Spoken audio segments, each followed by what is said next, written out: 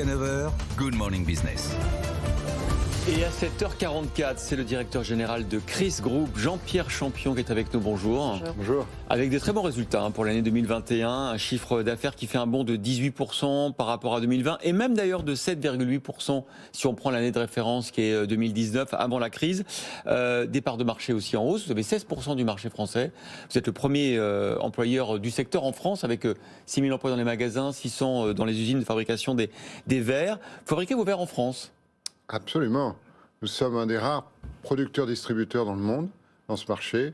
On a fait ce choix il y a une quinzaine d'années et on pense que c'est une façon d'être très compétitif parce qu'en fait, le distributeur, il a l'avantage de pouvoir monter en gamme s'il le souhaite et donc son usine peut fabriquer les verres à forte valeur ajoutée et laisser les verres à faible valeur ajoutée fabriqués en Asie. Alors, les montures, c'est toujours, vous nous le disiez pendant la pub, à 90%.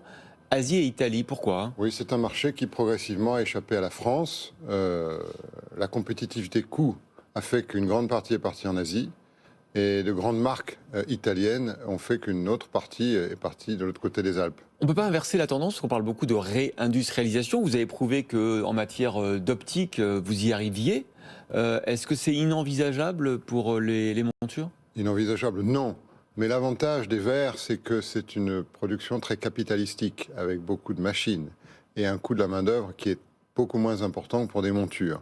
Et donc l'Asie utilise la stratégie coût, alors que l'Europe doit plutôt avoir une stratégie hors coût et monter en gamme. Vous avez vous allez augmenter la production de verre en France avec votre usine de Bazainville, l'agrandissement ? Oui, tout à fait. Donc nous avons investi, nous avons lancé un plan Marshall avec un volet industriel très important. Et nous allons augmenter notre capacité d'environ 25%.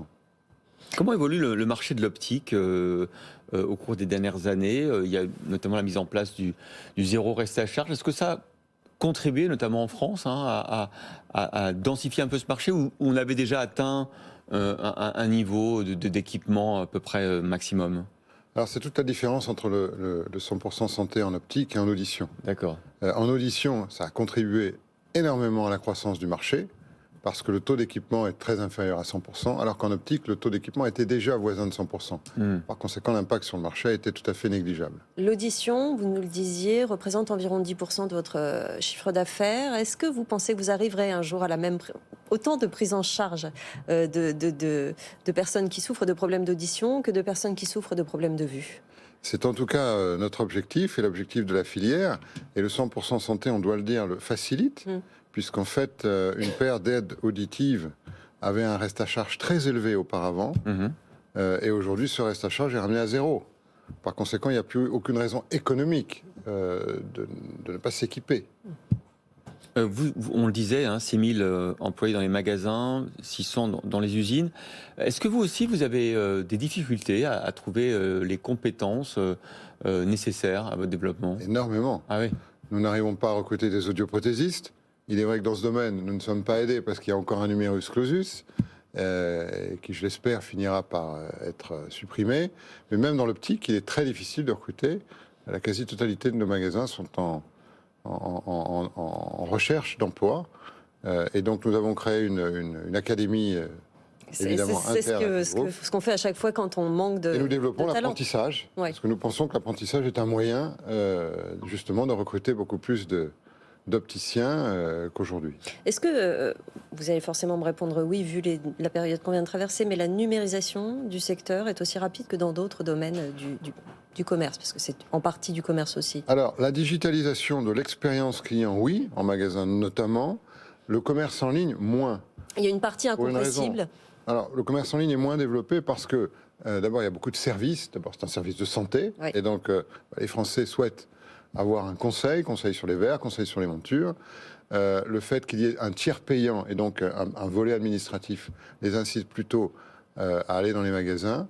Et donc le commerce en ligne ne s'est développé que sur les lentilles de contact, beaucoup moins sur les lunettes. Est-ce que vous développez aussi des services, par exemple, on l'a vu pendant la crise, le livraison à domicile ou les opticiens à domicile et la conception de montures chez les gens? Vous faites ça aussi, vous, chez Chris ? Alors, la livraison à domicile, la livraison dans les EHPAD également, c'est beaucoup développé. Il a fallu qu'on soit très imaginatif pendant les fermetures de magasins.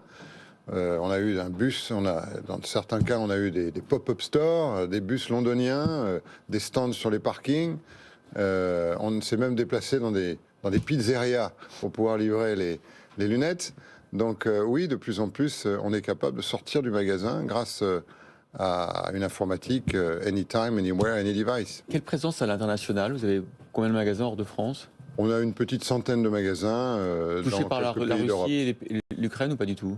Pas du tout. Pas du tout. Pas du tout. Non. Merci beaucoup Jean-Pierre Champion, directeur général de Chris Group, d'avoir été l'invité de la matinale Good Morning Business.